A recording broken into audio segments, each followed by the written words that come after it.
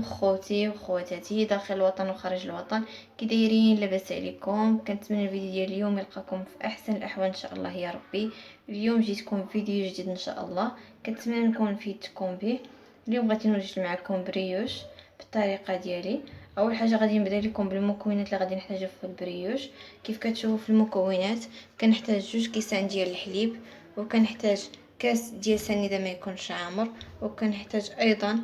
وكنحتاج نص كاس ديال الزبده راه ذوبتها، وكنحتاج معلقه ديال الخميره الفوريه او خميره الخبز. وهنا عندي واحد البيضه، وكناخذ بيضه اخرى كناخذ ليها فقط بياض البيض. وهنا كيف كتشوفوا هنا عندي واحد الخماره بنكهه الفانيل، وكنحتاج نكهه اللوز كنحتاج 7 الكؤوس ديال الدقيق. دابا بسم الله غادي نبداو في تحضير المكونات ديالنا. كيف كتشوفوا غادي نبداو في تحضير البريوش. بسم الله غادي نخوي الحليب.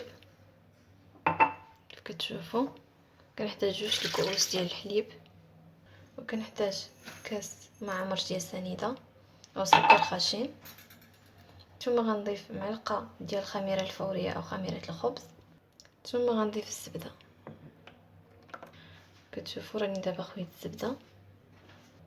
دابا غادي نضيف البيض. كيف قلت لكم كنحتاج واحد البيضه، والبيضه الاخرى غناخذ لها فقط بياض البيض ديالها، ونخليو الاصفر للدهن. ثم غنضيف واحد نكهه الفانيل، ثم دابا غنضيف واحد المعلقه ديال الخل، ملعقه كبيره. دابا غنخلط المكونات ديالي مزيان ونضرب مزيان. كتشوفوا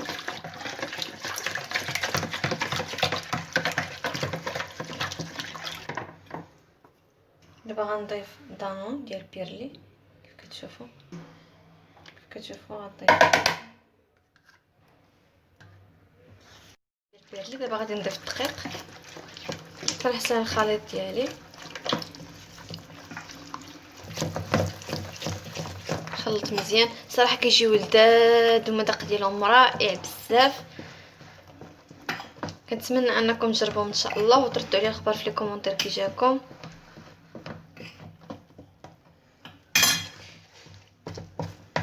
خلط مزيان حتى نحصل على الخليط ديالي اللي غنحتاجو في البريوش.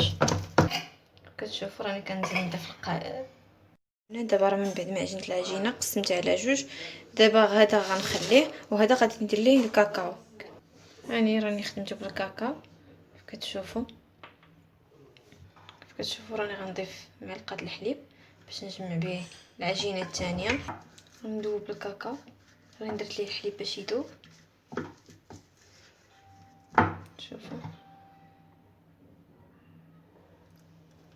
كتشوفوا دابا راني غنعجنو مزيان حتى يدخلوا الكاكاو.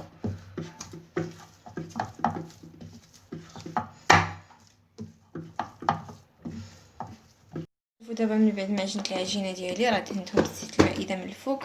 دابا غادي نست عليهم من بعد ما يخمر البريوش ديالي. ديك الساعه ان شاء الله نرجعو نخدمهم معكم. شوفوا دابا من بعد ما وجدت البريوش ديالي وخليته يخمر، دابا غادي نوجدوا ليه الحشوه ديالو او الكريم.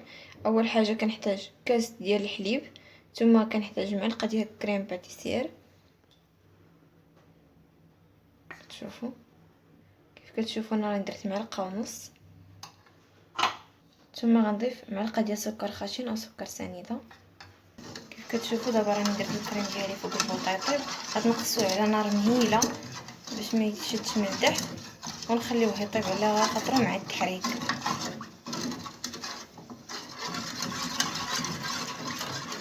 ديال من بعد ما وجد كيجي على هذا الشكل. كتشوفوا دابا غادي نوضو شي طبيسيل باش يبرد. كيف كتشوفوا دابا راه نديتو طبيسيل، غندخل الثلاجه باش يبرد. من بعد بما خمروا البريوش ديالنا ديك الساعه ان شاء الله نرجعو نخدموهم. ودابا من بعد ما خمر البريوش ديالنا كيجي على هذا الشكل. دابا غادي ندوز باش نخدمو. خليكم معايا باش نوريكم الطريقه باش غادي نخدموه.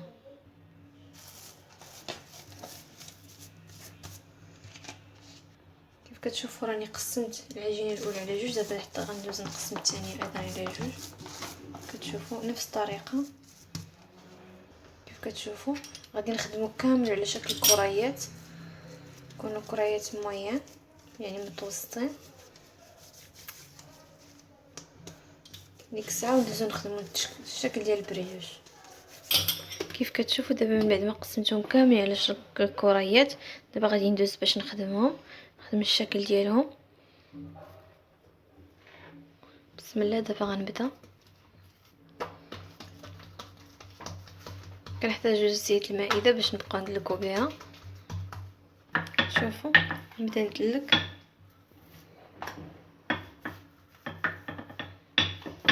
كيف كتشوفوا في التزيين كنحتاج شوكولاط ابيض.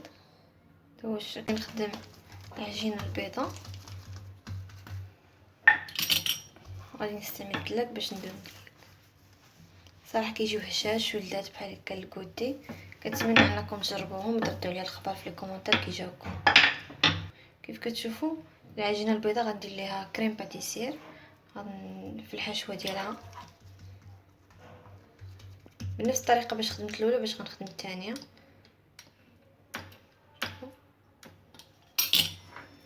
من بعد كطوري تخدميها بنفس الطريقه. هذا هو الشكل ديالها. كيف كتشوفوا من بعد ما دهنت المول بالزبده رشيتو بالدقيق وحطيت الكاس في الوسط. دابا غادي نبدا نحط البريوش. كيف كتشوفوا على هذا الشكل غنخدمهم كاملين بنفس الطريقه. كيف كتشوفوا باغا نخدم معكم هذه بنفس الطريقه ايضا كما خدمت الاولين. غنخدم هذه حتى هي. شوفوا كيجيو على هذا الشكل.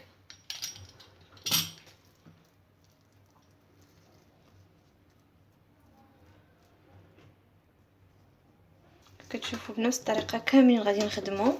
من بعد ما نكملهم كاملين نوريكم الشكل ديالهم كي كيجي. دابا من بعد ما خمر البريوش ديالي كيجي على هذا الشكل. دابا غادي ندوز باش نخدمو من الفوق. كيف كتشوفوا دابا غادي ندهنو كامل بيرلي.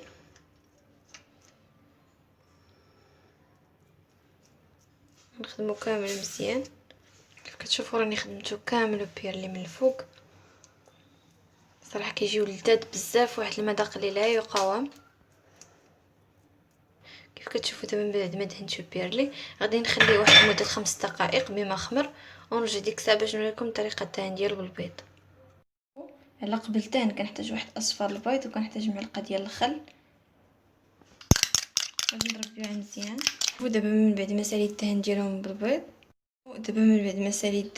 باصفر البيض دابا غندخلهم للفران ونقصلهم على نار مهيله بما طابو ونوريكم الشكل النهائي ديالهم كي كيجيو. خليكم معايا نوريكم الشكل النهائي ديال البريوش. من بعد ما خرجت البريوش من الفران كيجي على هذا الشكل. دابا غادي ندهنو بالمربى ديال المشماش. غندهنو كاملو. صراحه كيجيو لذاذ بزاف وكيشهيو. كنتمنى انكم تجربوهم وتردوا عليا الخبر في لي كومونتير كي جاكم. ندهنهم كاملين. كتشوفوا غندهنهم كاملين.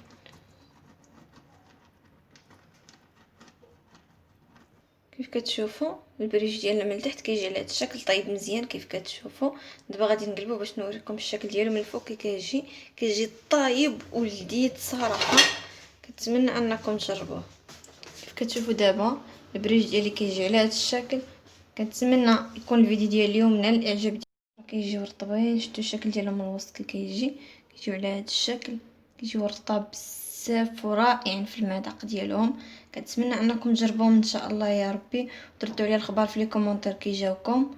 شكرا لكم بزاف على المتابعه ديالكم وعلى التعليق ديالكم اللي كيحفزوني زوينين بزاف. شكرا لكم بزاف.